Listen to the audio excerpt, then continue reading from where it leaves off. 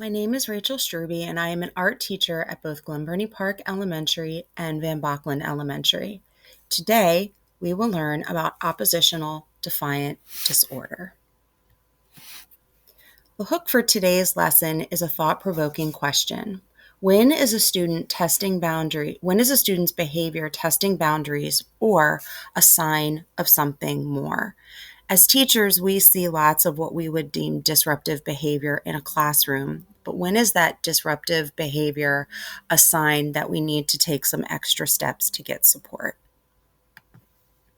Today's lesson objectives are to define what ODD is, some characteristics or symptoms of ODD, causes, how we move through the identification process, as well as some teaching strategies.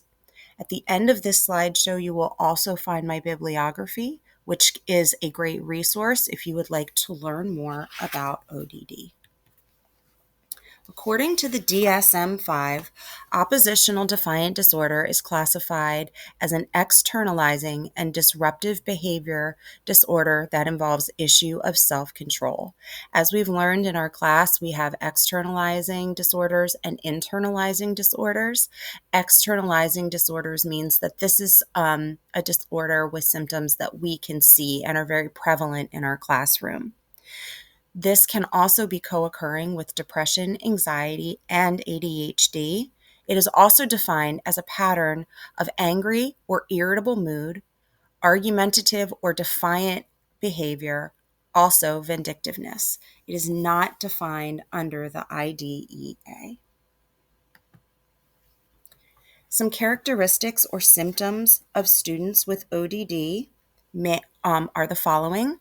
4 of these symptoms need to be present on most days: a loss of temper, being easily annoyed, angry or resentful, argues with authority figures or adults, actively defies to comply with requests or rules from authority figures, annoys others on purpose, blames others for mistakes, shows spiteful or vindictive behavior at least 2 times in a 6-month period.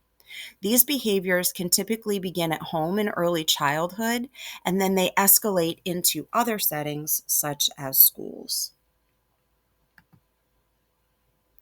When we look at the causes of ODD, it can be genetic. In an article that I read entitled Oppositional Defiant Disorder, it is estimated that the heritability of ODD is 50%. Environmental factors from the same article are listed as harsh or inconsistent parenting.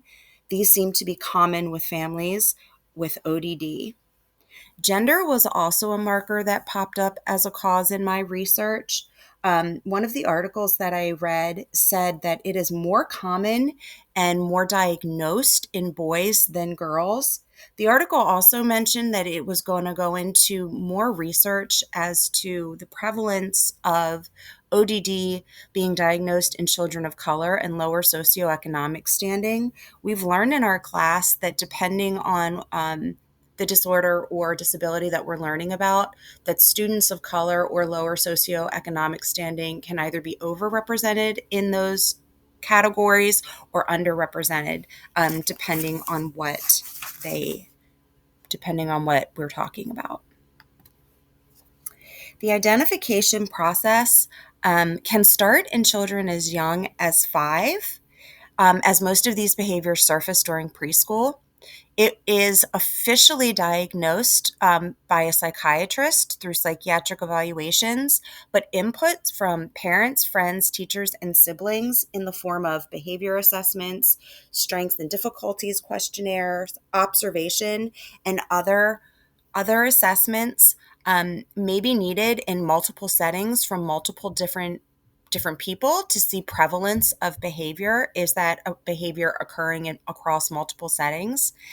And prevalence of diagnosis varies between 2 and 11%. This is due to the timing of identification and as well as the information sources: teachers, friends, siblings, or other adults.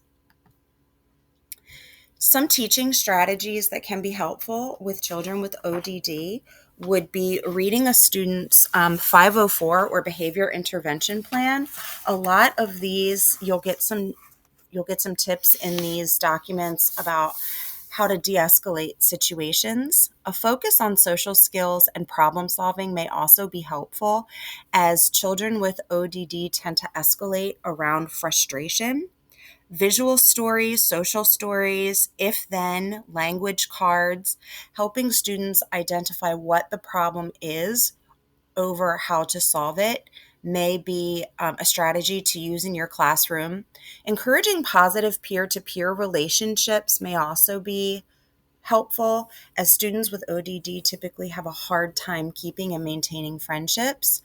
Also, using positive behavior intervention supports. I know many schools in Anne Arundel County are PBIS schools, and encourage you to focus on positive behaviors as often as possible instead of only focusing on the negatives.